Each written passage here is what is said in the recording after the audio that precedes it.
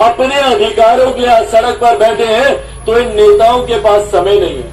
भाई आप काम करें नहीं करें वो सेकेंडरी विषय है, पर कम से कम एक बार मिल तो ले। भाई आप लोगों से मिलकर अगर शिक्षा मंत्री बोलेंगे कि देखिए ये कठिनाई आ रही है, ये समस्या है, इतना समय और लगेगा, इतने समय के बाद हम लोग ये करेंगे, तो भैया हम लोग भी पढ़े लिखे लोग हैं, हम लोग भी समझेंगे इस बात को। पर बात बात पर हर बार तारीख पर तारीख, तारीख पर तारीख, तारीख पर न्यायिक प्रक्रिया के लिए ये फिल्म में हम लोगों ने एक डायलॉग सुना था, तारीख पर तारीख, तारीख कौन सी, उसमें हम लोगों ने सुना था। भाई वही ये लोग सिस्टम यहां पर लेकर आ गए। इस बार भी एक तारीख हम लोग को दी गई थी, जुलाई के आखिरी महीने की, जुलाई के आखिरी हफ्ते की 25 तारीख तक की।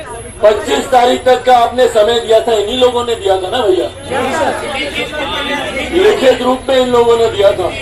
जोर जबरदस्ती से तो हम लोग नहीं बोल रहे थे कि भैया 25 तक कर दीजिए, कर दीजिए, कर दीजिए। खुद इन लोगों ने समय दिया। और ये सरकार खुद अपनी बातों पर नहीं अड़ती है, खुद जो अपने शब्दों का नहीं। भाई हम लोग उस संस्कृति से आते हैं कि प्राण जाए पर वचन न जाए।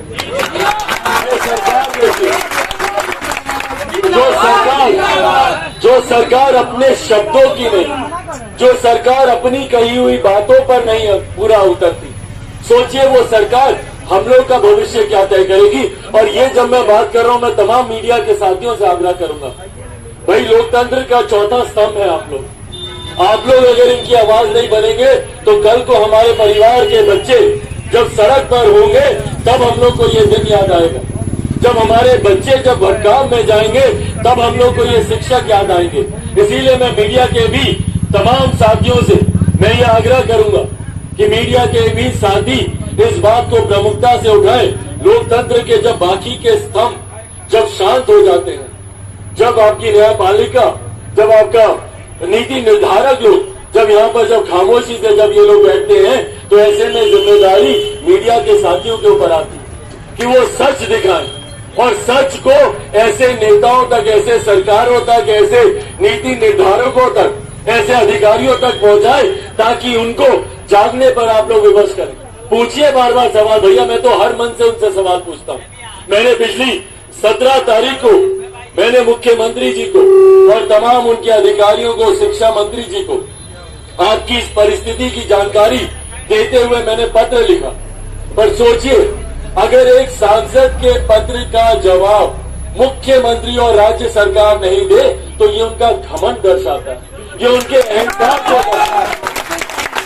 ये दर्शाता है कि ये सरकार इतनी अहंकारी हो गई है कि ये सरकार शिक्षकों पर लाठियां चलाती है, छात्रों पर लाठियां चलाती है। चुने हुए जनप्रतिनिधियों के पत्रों का जवाब तक देना ये सरकार जरूरी नहीं समझती।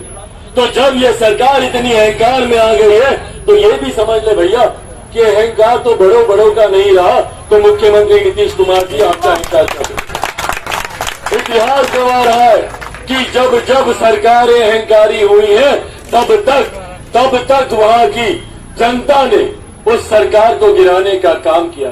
जब जब नेता अहंकारी हुए हैं उन नेताओं को जवाब देने का काम जनता ने किया।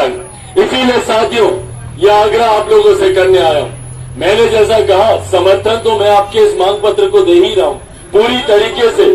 7 बिंदुओं पर जो आप लोगों ने मांग रखी है मैं समर्थन दे रहा हूं, पर मैं इस बात का भी आपको विश्वास दिलाता हूं कि मैं सिर्फ समर्थन मात्र देने के लिए यहाँ पर नहीं आया हूँ, आपकी इस लड़ाई का हिस्सा बनने आया हूँ और हर वो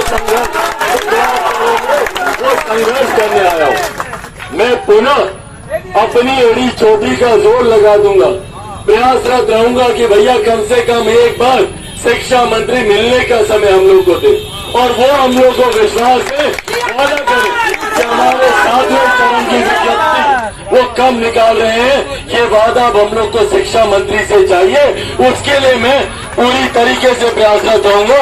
ये वादा आज आप लोगों को यहाँ से करके जाता हूँ।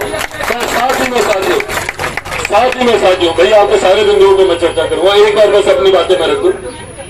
दूसरी एक समस्या आप लोगों की जो अभी मुझे यहाँ पर बताई गई कि प्रशासन भी आप लोग को तंग कर रहा है। गर्दनी बाग थाने से भी आप लोग को समस्या आ रही है कि भैया पंडाल उखाड़ो तो यहाँ रहोगे नहीं, ये समस्या आ रही है। क्या ये समस्या? और वहाँ एसपी ऑफिस से हम लोग को परमिशन नहीं दिया जा रहा। बार तुम लोग क्या करते हो? क्या करते हो? बार डट के वहाँ से किया जा रहा, बार परमिशन गिराना पड़ता। मैं प्रशासन से भी अभी आप लोगों के सामने ही आप लोगों के सामने ही मैं इसी विषय पर एसपी साहब से भी अभी मैं बात करूंगा। यहाँ थाने में भी मैं आप लोगों के सामने ही अभी बात करके जाऊंगा।